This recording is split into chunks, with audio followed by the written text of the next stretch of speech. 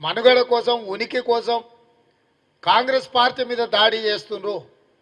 దీన్ని బట్టే మీరు అర్థం చేసుకోండి బీజేపీ బీఆర్ఎస్ కుమ్ముక్కు రాజకీయాలు. ఈరోజు దించాల్సింది నరేంద్ర మోడీని, ఈరోజు ఓడించాల్సింది నరేంద్ర మోడీని. ఈరోజు దేశానికి ప్రమాదకరంగా మారింది బీజేపీ ప్రభుత్వం. కానీ నిన్న మొన్న ఈ మధ్యకాలంలో బిల్లా రంగాలు మాట్లాడుతున్న మాటలు మీరు చూడండి. బీజేపీని పల్లెత్తు మాట అనకుండా కాంగ్రెస్ మీద పరుషమైన పదజాలం వాడుతున్నారు. కాంగ్రెస్ ఉండడమే మంచిది కాదన్న ధోరణిలో మాట్లాడుతున్నారు.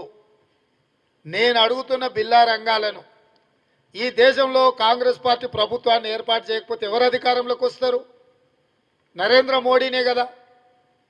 మరి కాంగ్రెస్ రాకుండా నిలువరించాలని మీరు చేస్తున్న ప్రయత్నము మూడోసారి ఈ దేశానికి నరేంద్ర మోడీని ప్రధానమంత్రిని చేయడానికి మీరు చేసుకున్న చీకటి ఒప్పందం ప్రజలకు అర్థం అవుతలేదని మీరు అనుకుంటున్నారా?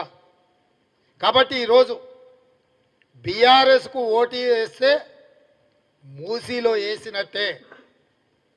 ఇవాళ మోడీని బీజేపీని నిలువరించాలి అని అంటే అది కాంగ్రెస్ పార్టీతోనే సాధ్యమవుతుంది. పునర్విభజన చట్టంలో పొందుపరిచిన అంశాలను సాధించుకోవాలంటే అడిగేది మేమే, ఇచ్చేది మేమే. ఈ ఎన్నికల్లో కేంద్రంలో కాంగ్రెస్ అధికారంలోకి వస్తేనే తెలంగాణకు ప్రజలకు ఇచ్చిన హామీలు 100% అమలు జరుగుతాయి. ఇంతకాలం కేసీఆర్ అడిగింది లేదు, మోడీ గారు ఇచ్చింది లేదు. ఇప్పుడు ఇచ్చేది మేమే, తెచ్చేది మేమే. తెలంగాణ ప్రజలకు ఇచ్చిన హామీలు అమలు జరగాలి అని అంటే ఈ రాష్ట్రంలో 17కు 17 సీట్లు కాంగ్రెస్ పార్టీ గెలవాలి. 2004, 2009లో ఆనాడు కాంగ్రెస్ పార్టీ ఈ ప్రాంతం నుంచి 30 పైగా పార్లమెంటు సీట్లు గెలిపించినందుకు కేంద్రంలో యూపీఏ 1, యూపీఏ 2 ప్రభుత్వాలు ఏర్పడ్డాయి. తద్వారా జనరంజకమైన పాలనను ఆనాడు కాంగ్రెస్ పార్టీ అందించగలిగింది.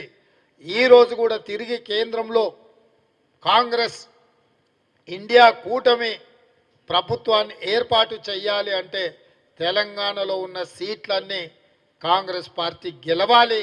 కాంగ్రెస్ పార్టీ గెలవాలి అని అంటే ఇక్కడున్న ప్రజాస్వామిక శక్తులన్నీ కూడా ఏకం కావాల్సిన అవసరం ఉంది.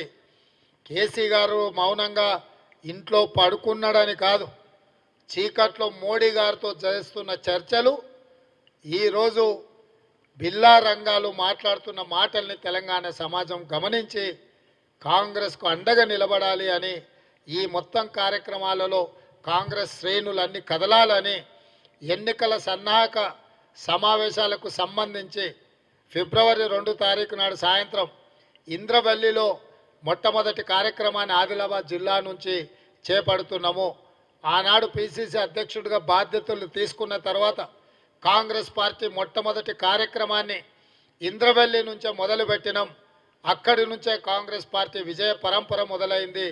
అదే పరంపరను కొనసాగిస్తూ ఫిబ్రవరి 2 తారీఖు నాడు సాయంత్రం ఈ పార్లమెంటు ఎన్నికల సమర శంఖం ఇంద్రవల్లి నుంచి పూరిస్తున్నాము.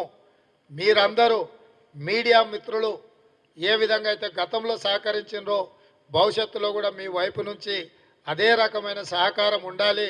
మీరందరూ కూడా రావాల్సిందిగా మీకందరికీ ప్రత్యేకంగా పిసిసి అధ్యక్షుడిగా మీకందరికీ ఆహ్వానం పలుకుతున్నా.